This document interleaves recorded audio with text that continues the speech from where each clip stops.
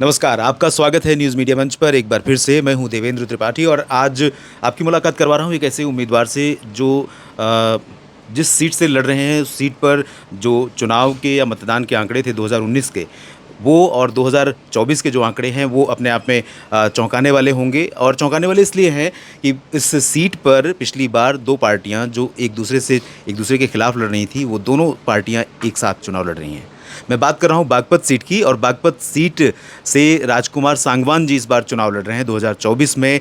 और 2019 में खुद जयंत चौधरी राष्ट्रीय लोकदल से चुनाव लड़े थे, जिन्हें 5 लाख वोट मिले थे और 5,25,000 के आसपास वोट मिला था भाजपा के उम्मीदवार सत्यपाल सिंह को, जो कि वर्तमान सांसद हैं। तो सिर्फ 23-24 हज़ार का अंतर था और लगभग 10.25 लाख वोट देखें तो इस बार एक ही गठबंधन को जा सकता है, अगर हम पिछले मतदान के रुझान को इस बार भी कंटिन्यू होता हुआ देखते हैं तो। और खुद राजकुमार सांगवान जी अपने आप में एक पुराने छात्र नेता हैं, जिन्होंने चौधरी चरण सिंह के साथ काम किया है, जिन्होंने छात्र जीवन से ही राजनीति सीखी, राजनीति शुरू की और स्वयं एक शिक्षक रहे, मेरठ कॉलेज में इतिहास के शिक्षक रहे। आज हमारे साथ हैं। सर, आपका बहुत बहुत स्वागत है। और आपको क्या लगता है कि जो 2019 का आंकड़ा है, 2 अलग पार्टियों को जिसका जिक्र मैंने किया कि 5 लाख आपकी पार्टी को मिले थे और 5.25 लाख बीजेपी को मिले थे, तो आप दोनों एक साथ मिलकर लड़ रहे हैं चुनाव, तो क्या इस बार भी वही वोट रहेगा और वो पूरा वोट आपको मिलने जा रहा है? नहीं, एक्चुअली 2019 वाला चुनाव दूसरे आधार पर था। वहाँ उस समय जो गठबंधन था, भारतीय जनता पार्टी अलग थी और बाकी तमाम दल जी। बहुजन समाज पार्टी, समाजवादी पार्टी, राष्ट्रीय लोकदल, कांग्रेस, अच्छा। वो सब एक साथ इकट्ठा थे। जी जी तो चुनाव आमने सामने का था। जी जी और इस बार वाला चुनाव अब एनडीए है, एनडीए में हम हैं, उसका हिस्सा हैं। जी। लेकिन समाजवादी पार्टी, कांग्रेस वो एक मंच पर हैं, बहुजन समाज पार्टी अलग से लड़ रही है। तो अब की बार 3 चुनाव मुख्य रूप से त्रिकोणीय मुकाबला है। त्रिकोणीय है। मुकाबला तो नहीं है, मतलब 3 लेकिन गुट हैं जो अलग 3 गुट चुनाव लड़ रहे हैं जी।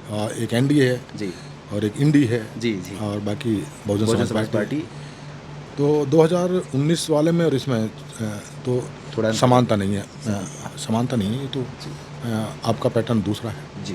अच्छा, आपको क्या लगता है, आपको जो चुनौती है सबसे ज़्यादा मतलब आपको टक्कर कौन देने वाले हैं, इंडी गठबंधन के उम्मीदवार या बसपा का उम्मीदवार? सवाल टक्कर का तो वहाँ है नहीं। जी। अब एनडीए जो है, एनडीए के ऊपर पूरे देश को भरोसा है, तमाम जनता को भरोसा है।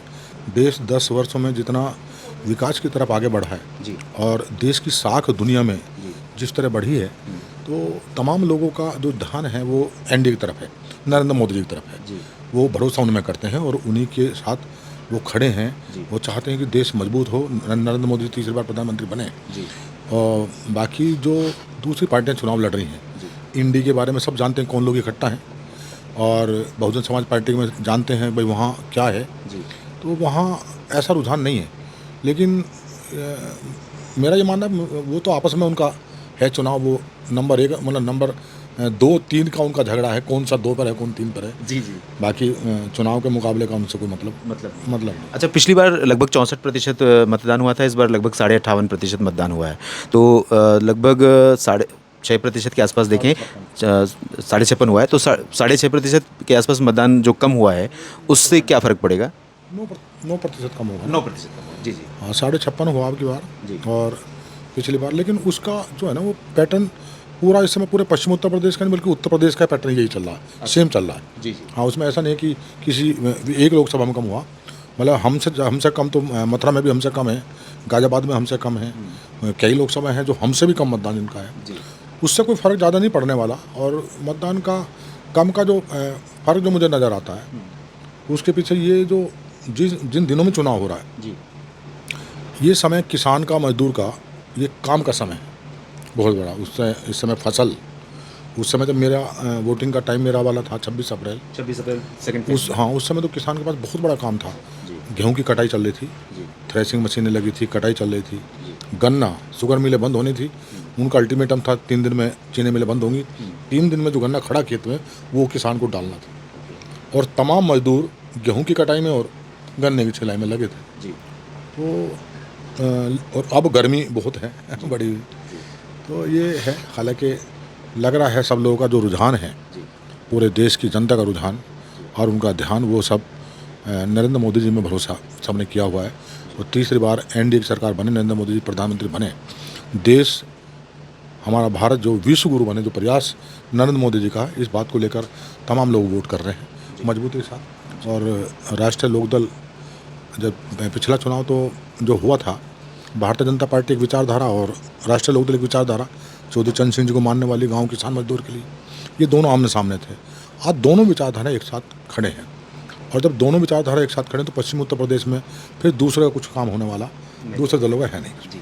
2 सवाल आखिर में और छोटे-छोटे पूछूँगा आपसे। एक तो राष्ट्रीय लोकदल के और देश के किसानों के बड़े आदर्श पुरुष रहे चौधरी चरण सिंह, उनको चुनाव के कुछ समय पहले भारत रत्न की घोषणा की गई।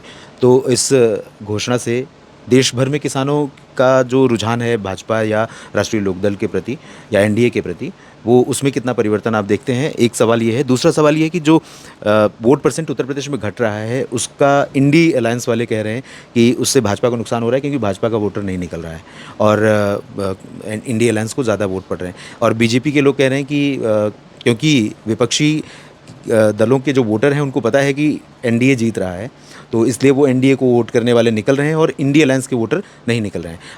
आपका क्या इस पे स्टैंड है? आपको क्या लगता है? क्योंकि आप अपने ही लोकसभा क्षेत्र में नहीं, कई जगहों पर भी गए होंगे चुनाव प्रचार में, अपने उत्तर प्रदेश के पश्चिमी बेल्ट को ऑब्जर्व किया होगा, तो वोट परसेंट घटने का क्या फ़ायदा अपने लिए आप देखते हैं या नुकसान देखते हैं अपने लिए?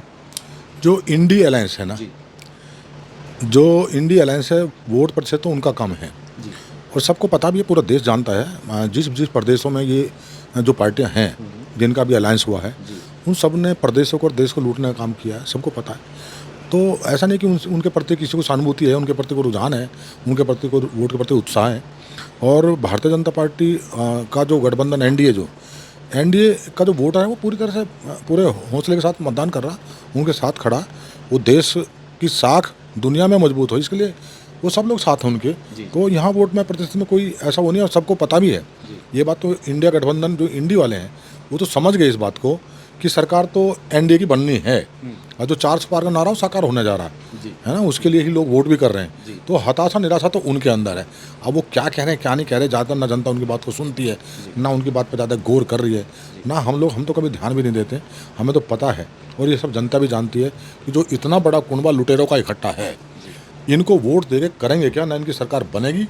और अगर वोट देते भी और बनती भी तो वो 6 महीने में ताश के पत्तों की तरफ बिखर भी जाएगी, है ना। वो लूट खसोट का झगड़ा रहेगा, सभी का लूट खसोट का झगड़ा। उन्हें झगड़ा लूट खसोट का है, किस तरह देश को लूटे, प्रदेश को लूटे, जनता को तबाह कर दें। उनका ये मकसद, इसके अलावा दूसरा मकसद है ही नहीं।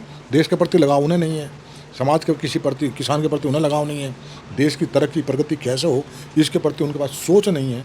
वो तो जाति धर्म के आधार पर लड़ाने का काम और जाति धर्म के आधार पर देश को बांटने का काम करने का वो करते हैं। सबको पता है इस चीज़ का, तो कहाँ उनको कुछ मिलने वाला है नहीं कुछ भी। जी, एक और छोटा सवाल पूछूंगा कि कांग्रेस ने जब अपना घोषणा पत्र जारी किया तो राहुल गांधी ने कहा कि न्याय यात्रा और भारत जोड़ो यात्रा के दौरान जब मैं देश भर में घूमा तो मैंने लोगों की समस्याएं सुनी और उसको समझा और उसके आधार पर हमने घोषणा पत्र तैयार किया। तो क्या आपको लगता है कि जो 1 लाख वादा कर रहे हैं वो 1 लाख हर एक महिला को देने का और 1 लाख रुपया हर साल बेरोजगार युवाओं को देने का, क्या कितना व्यवहारिक है वो भारतीय अर्थव्यवस्था और भारत की पूरी जो पूरा इकोसिस्टम है जो भारत का, उसको देखते हुए कितने बड़ी संख्या में युवा हैं जो बेरोजगार हैं? क्या ये वाजिब है, क्या ये संभव है कि ऐसा किया जा सकता है? देश के प्रति तो उनको लगाव है नहीं कि देश तरक्की करे, इसकी साख दुनिया में बने। वो तो सिर्फ ये प्रलोभन इस तरह का दे रहे हैं नौजवान को या महिलाओं के बारे में कर रहे हैं कि पैसा देश का खजाना उसको लूटा दे और देश आर्थिक रूप से कमज़ोर हो जाए, इस तरह की बात कर रहे हो। जहाँ तक वो न्याय यात्रा की, भारत जोड़ो यात्रा की बात करते हैं कि उसमें उन्होंने पब्लिक की समस्याओं को समझा, देखा, सुना। उनको ना समझने का ना सुनने का समय कहाँ था उनके पास। वो तो कुछ टाइम थोड़ा पैदल चलते थे, उसके बाद में गाड़ी में बैठे फिर आगे निकल जाते थे। जनता के पास तो वो आ भी नहीं पा रहे थे, इतना सारे सिक्योरिटी सिस्टम उसका दोनों साइड चल रहा था। तो कहाँ उन्होंने समझ लिया और कहाँ उन्होंने देख लिया। ये सब स्टंट हैं जिस वो उन्होंने अपना किया, उसका जो ज़्यादा प्रभाव है नहीं। लोग भूल गए सब, वो निकले चले गए। जहाँ को निकल रहे हैं लोग देखा जरूर, किसी ने दूर से देख लिया कौन जा रहा है, निकला, लेकिन किसी को क्या मतलब इस चीज़ से, ना उनका मतलब है जनता से और ना जनता को उनसे मतलब था। होगी न्याय यात्रा, चले गए, भारत जोड़ो यात्रा हो गई। चलिए, बहुत-बहुत धन्यवाद आपका। हमारे साथ थे राजकुमार सांगवान जी, बागपत से लोकसभा प्रत्याशी एनडीए के, जो कि भाजपा और राष्ट्रीय लोकदल की तरफ से संयुक्त उम्मीदवार हैं। और अब एक चरण और बाकी है आज के बाद। आज 25 मई है, 25 मई को छठे चरण का मतदान हो रहा है, 1 जून को 7वें चरण का होगा और उसके बाद 4 जून का सबको इंतज़ार होगा, जब परिणाम सबके सामने होंगे। कयास किसके सही होंगे और किसके गलत, ये मतदान के परिणाम ही बताएँगे और उसी दिन का सबको इंतज़ार है। आपका बहुत-बहुत धन्यवाद। सर।